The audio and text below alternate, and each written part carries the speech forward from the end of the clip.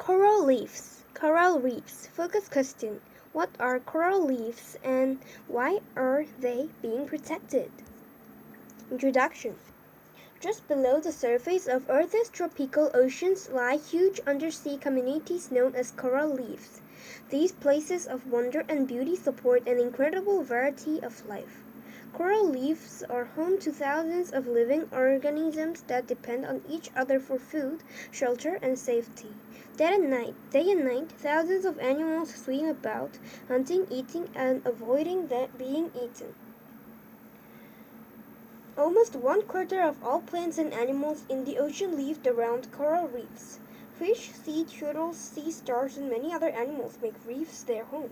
Visitors include seabirds and dolphins. What is coral? At first glance, coral may look like oddly shaped rocks or spiny plants. Corals are actually tiny animals called polyps. Most polyps are very small, between the size of a pinhead and the size of a pea. One branch or a mound of coral can have thousands of these tiny polyps attached to it. Each polyp has a tube-like body and a mouth surrounded by tiny tentacles. Polyps are eating machines. At night, they open their tentacles to catch tiny animals and get the nutrients they need. Hundreds of kinds of coral live in the ocean. Most belong to one of two types. Hard corals, also known as stony corals, form hard skeletons. Over time, many millions of these hard skeletons build up and form reefs. Most kinds of stony coral live together with a variety of plant-like algae. The algae help supply food for the corals and for many of the fish that live around the reef. The second common type is soft coral. These corals grow flexible, woody cores instead of hard skeletons. They often look like trees, bushes, or other plants. Soft corals can bend with the currents. Some soft corals have algae growing in their bodies, but others do not. A busy underwater community. Most people think of brightly colored fish when they think about coral reefs, and with good reason. Over 4,000 species of fish live on reefs. The reefs provide them with food as well as protection from predators. Some fish live off the algae and plankton around the reef, and some eat other fish that live there. A few types of fish even eat the coral itself. Shrimp, lobsters, and crabs also consider reefs a favorite dining spot.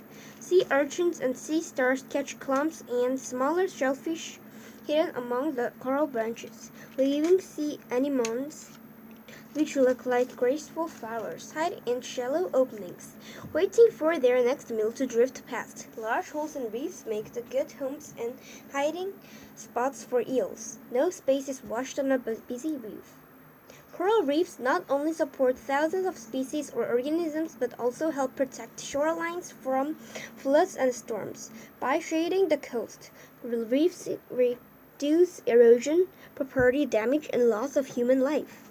Coral reefs also feed and shelter animals that provide much of the world's seafood, thereby helping the economies and diet of many countries. Diving tours and sport fishing also bring visitors an income to areas near coral reefs. Reef plants and animals provide ingredients for medicines too. Coral reefs are available. Coral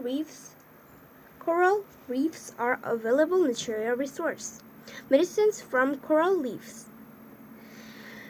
Scientists have developed medicines from reef organisms, and more are likely on the way. Corals produce a substance now used in the treatment of asthma and arthritis. Medicines that treat several different types of cancer come from coral reefs too. Scientists are also studying their reef organisms that may treat skin conditions as well as infects caused by virus and bacteria. Where are coral reefs? Most reefs are located close to shore in warm tropical waters. They also form where warm currents flow from the tropics, such as in Florida and part of Japan. Corals grow best in warm water that is between 21 and 29 degrees Celsius, 70 to 84 degrees Celsius Fahrenheit. Since algae need sunlight to make food, most corals live near the water's surface. Even with these conditions in place, coral reefs cannot survive in many areas. They do not grow well near the mouths of rivers, where dirt, trash, and fresh water flow into the sea. Fresh water can kill corals. Dirt and trash can damage or even smother reefs. Because corals grow very slowly, a reef takes a long time to increase in size or recover from damage. Some living coral reefs began growing 25 million years ago. 3 types of coral reefs exist. The first type, fringing reefs, are located close to shore. They usually follow the natural shoreline or fringe of the land. The second type, barrier reefs, create a deep lagoon or area of water between the reef and the shore. The world's largest barrier reef is the Great Barrier Reef in Australia.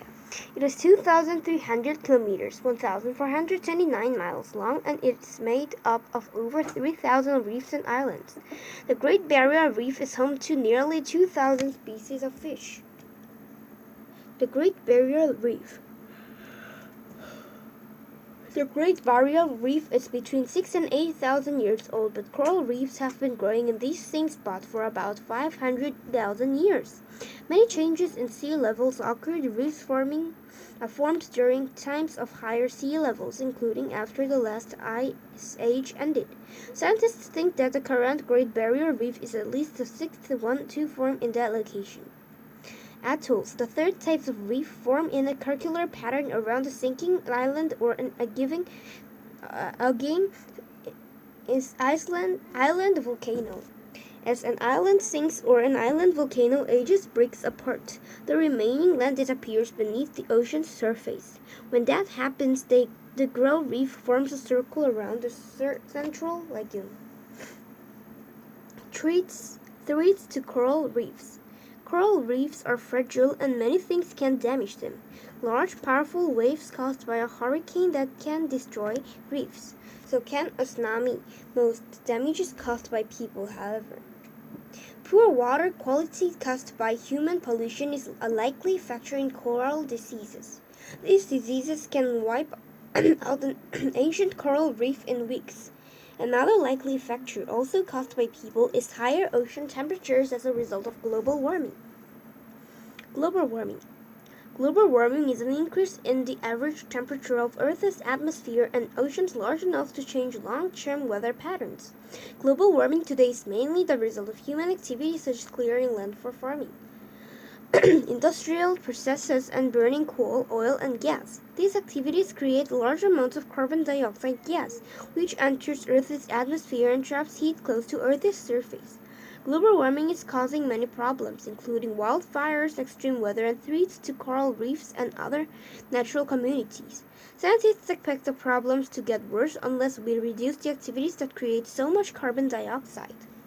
Another problem that is killing corals is known as bleaching. Today, the most common cause of bleach is ocean temperatures becoming too warm. When this happens, the algae that live in coral polyps undergo a chemical change that turns the polyps. The polyp expel the algae to stop the damage. Algae provide coral polyps with the food as well as color. The coral expel algae, they lose their main source of food and begin to starve. They also lose their color, which makes them look bleached. Corals can sometimes recover from bleaching, but if the cause of bleaching continue, both the corals and the reef will die. Bleaching now affects 3/4 of coral reefs. The same human activities that cause too much carbon dioxide in Earth's atmosphere also cause too much carbon dioxide in oceans. This process makes ocean water more acidic. When this happens, corals can't take in calcium carbonate, which keeps their skeletons healthy. Instead, the stony skeletons that support corals and reefs dissolve. People cause harm to coral reefs in other ways too. Fishing methods that use poisons and explosives have destroyed over half the reefs in the Philippines. Coastal homes and other buildings create soil erosion and fresh water that pours into oceans. Fresh water damages coral, and it may also contain chemicals as well as waste. Another danger to coral reefs is breaking of chunks of them, whether by accident or on purpose. Some people take pieces home as souvenirs or to sell. Since 2011, the area of threatened reefs have increased by 30%. Even if we could stop global warming now, scientists predict that more than 90% of coral reefs will die in 2015. If we stand by and do nothing, though, we could lose them all. Protecting coral reefs. Many countries have taken steps to preserve nearby reefs. In the United States, the government group makes maps of coral reefs. Satellite images help scientists match up for problems. Floating biols measure sea levels, water temperature, and wind speed and air temperature. All this information helps scientists better understand reef damage and work to reduce it. Coral nurseries. Scientists can grow pieces of healthy coral in nurseries. The pieces may be rescued from boat-related damage or coastal construction projects. Scientists hang the pieces from birds, place them in baskets, or attach them to stands on the ocean floor. They later move the pieces to damaged reefs to help restore them. In Florida and on the Great Barrier Reef, it is against the law to take fish, plants, or coral from protected areas. People and boats are not allowed near many fragile reefs, but these sports are only a start. Half of the world's reefs have already been destroyed. Most of these that remain are threatened. It is up to all of us to help save coral reefs. Even if you don't live near an ocean, you can help by doing your part to reduce global warming. Use less energy, walk or bike more, and recycle as much as you can.